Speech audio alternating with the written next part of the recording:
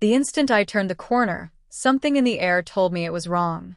Her lipstick was smeared, not faint traces from champagne or nervous nibbles, but thick, pressed deep, the mark of someone else's mouth. There she was, my fiancée, my soon-to-be wife, tucked into the shadow of the alley behind the venue, her ex lingering too close.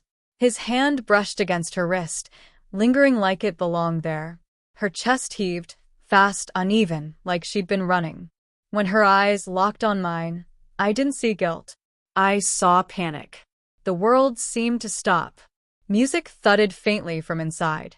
Laughter bubbled up from the rooms beyond, but it was distant, muffled, like I was underwater. What the hell is this? My voice cracked, raw and strangled. Her ex smirked, wiped at his mouth, and slinked away like a thief.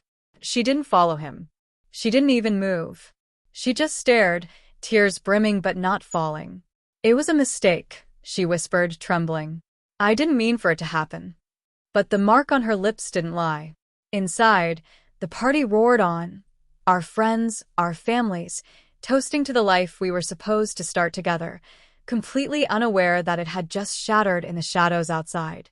My knees felt weak, but I forced myself upright. I wanted to yell, to storm inside and rip the truth into the open. But instead, I just stared, fury and heartbreak waging war in my chest. Why him? I finally demanded. My voice broke. She pressed her hands together, like she was begging a higher power for mercy. I don't know. Seeing him, it brought everything back. I got caught up in memories. Memories? I snapped. On the night we're supposed to celebrate our future? Her silence hit harder than any confession. I walked past her and back into the hall. The laughter, the clinking glasses, the chatter, it felt like a cruel mockery. I looked at the ring on her finger, glittering under the chandeliers, suddenly too bright, too false. People called my name, beckoning me to the stage, to the speeches, to the celebration. She followed, pale, trembling, but no one noticed. No one could see the storm brewing beneath the polished surface. When it was my turn, I gripped the microphone as if it might break me. She hovered near the stage, eyes pleading. Don't ruin this. I forced a smile. Thank you all for being here tonight, I began, steadier than I felt. It means the world to have everyone gathered to celebrate our future. The words tasted like ash. My chest burned, pulse racing. I let the smile fade. Then, slowly, deliberately, I continued. But sometimes, the future isn't what you expect. Sometimes, one moment can show you the truth about someone you thought you knew. Gasps fluttered across the crowd.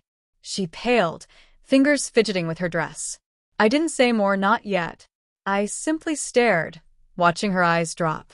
Then I set the microphone down and walked out, leaving confusion and whispers behind. Outside, the night air hit me like a whip. She caught up to me by the car. Please, she begged, gripping my arm. It was one mistake. It meant nothing. You're the one I want. I love you. I laughed bitterly, the sound hollow. You love me? You just kissed him with the same mouth you promised me forever with. Tears streamed down her face. I got scared. Seeing him, What am I? I interrupted. Just a placeholder until you decide which version of yourself you want. Her mascara bled into lines of sorrow. I don't want to lose you. You already did, I said softly but firmly, pulling my hand free. I left her under the glow of the venue lights, a ghost suspended between past and present. Later, alone in the apartment we'd chosen together, the ring sat in my palm, heavy and mocking. I thought of the speeches we'd never give, the dreams we'd never build, the family we'd never start, all destroyed by a single kiss. But it wasn't just the kiss. It was what it revealed. Her heart wasn't mine to hold. The foundation I believed in was cracked. I snapped the box shut, the click echoing like the final punctuation on a life that would never be. The engagement was over. The wedding would never happen. And though my heart ached with each beat, I knew I had saved myself from a lifetime tied to someone who couldn't stand firm in the face of her past. Love had carried me to the edge of forever. Betrayal had shoved me off. And now, all that remained was the long, honest fall into a future I hadn't imagined, but at least it would be real.